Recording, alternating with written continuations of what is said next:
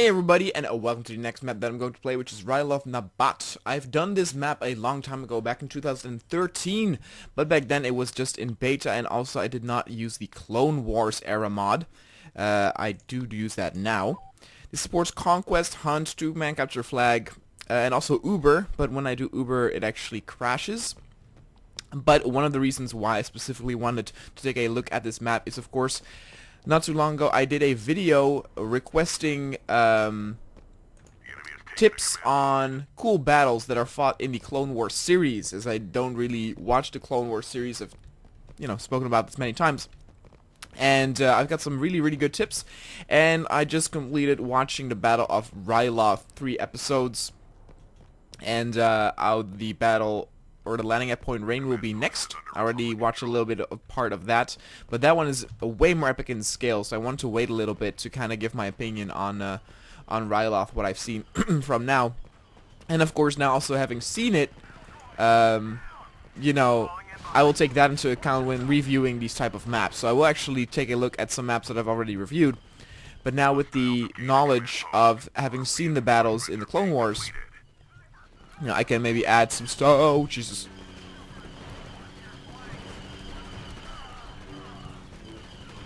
Oh my god, it's Obi-Wan. It is cool armor. Oh, and we have some Twi'lek rebels fighting with us. So the Battle of Ryloth I liked, but again, as I said, watching the landing at Point Rain kind of spoiled it for me, because that is so much more epic in scale, and landing at Point Rain is really what I wanted from a Star Wars sort of feeling when it comes to a battle. The Battle of Ryloth is fairly small in scale. What the hell?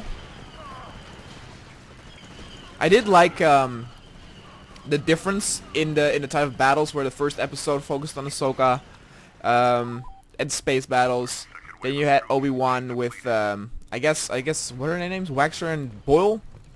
They have more thing. Though I was a little worried when they found like the little girl.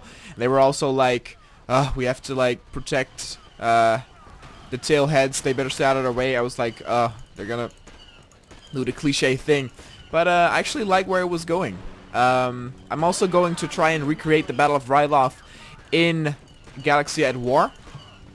In my Star Wars, well, it's not going to be Star Wars Factions. If you don't know, I have a series called Star Wars Factions going on. Really cool, where I have a alternate universe storyline in a mod, and it's really cinematic. It's really cool. It's a big hit. The first episode almost got 30,000 episodes, so really happy with that.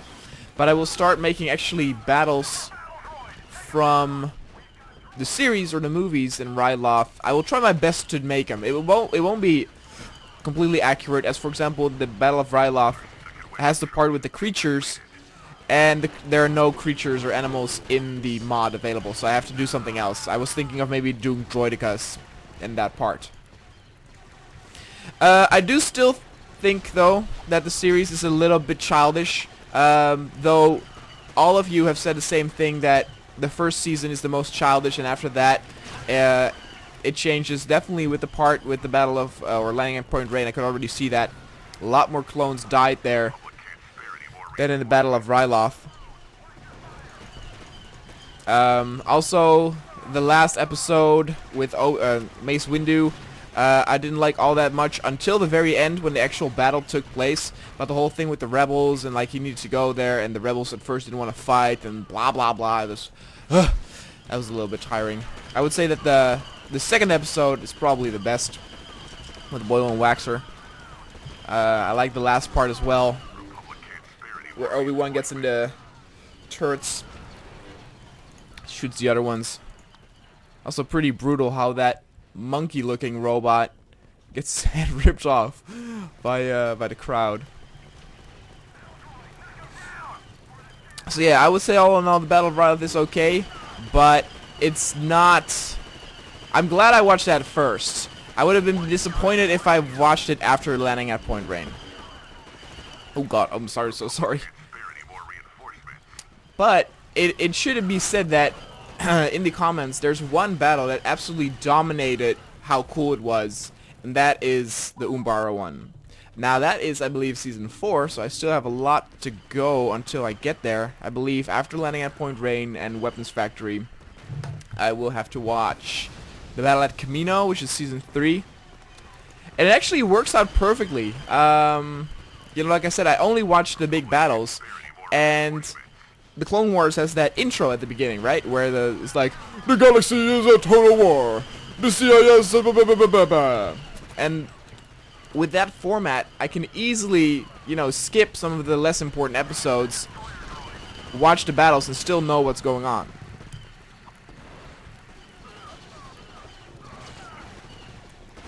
Now, enough about that. Let's talk a little bit about the map, shall we? I would say, color-wise, of course, it's not really the same. The buildings that are used are, I believe, Tatooine architecture. Oh, that's kind of cool. And it's nice, but I think, of course, much of the atmosphere comes from the Clone Wars era mod, which is a separate mod, should be said. Let's actually see if we can maybe capture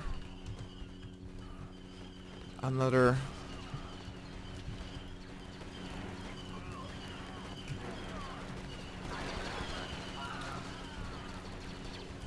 Where the hell? Ah, here we go.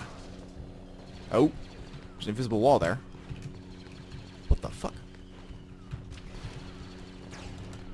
That was weird. So yeah, definitely got some room for improvement. But I would say that all in all, I do like the map. If you look at the layout, it uses the classic deathmatch symmetry, which means that both sides are exactly the same except for one strategic outpost or capture point in the middle that if one of the teams capture it, it has actually an advantage, a slight advantage. And so things like defense, attack should be varied. Oh god. And create some tactical aspects to it. You don't want exactly mirrored images. It's the same with Blood Gulch in Halo, where both sides are pretty much the same when it comes to like outposts, but on the right they have like the high road where you can snipe, and the other one is the cave. So even though it's the same, there are slight variations which you can use to your strategic advantage. And that's always important. So have both sides be very close together, but create a unique element in the middle or somewhere which can be used strategically.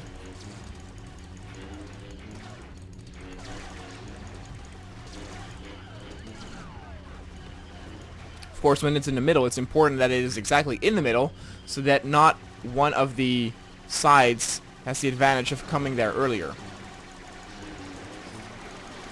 Man, what is up with all these droidigas?